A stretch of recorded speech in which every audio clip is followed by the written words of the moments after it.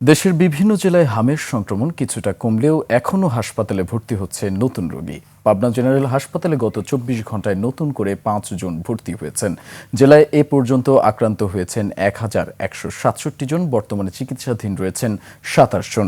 বাগেরহাটে শুরু থেকে ২৭৭ জন চিকিৎসা নিয়েছেন, যার মধ্যে ২২৪ জন সুস্থ হয়ে বাড়ি ফিরেছেন। অন্যদিকে গাজীপুরে গত ২৪ ঘন্টায় হামের সংক্রমণ নিয়ে ২৯ জন শিশু হাসপাতালে ভর্তি হয়েছে। বর্তমানে চিকিৎসাধীন রয়েছে ৬৭ জন শিশু। একই সময়ে সুস্থ হওয়া ৩০ জনকে ছাড়পত্র দেওয়া হয়েছে। কুষ্টিয়ায় গত ২৪ ঘন্টায় নতুন করে ১৫ জন শিশু হামের উপসর্গ নিয়ে হাসপাতালে ভর্তি হয়েছে। চলতি বছরে জেলায় ১,৮৮৪ জন শিশু ভর্তি হয়েছে এবং মারা গেছে ১৩ জন। বর্তমানে চিকিৎসাধীন রয়েছে ৭০ জন। স্বাস্থ্য বিভাগ জানায়, টিকাদান কার্যক্রম ও সংক্রমণ নিয়ন্ত্রণে প্রয়োজনীয় ব্যবস্থা অব্যাহত রয়েছে।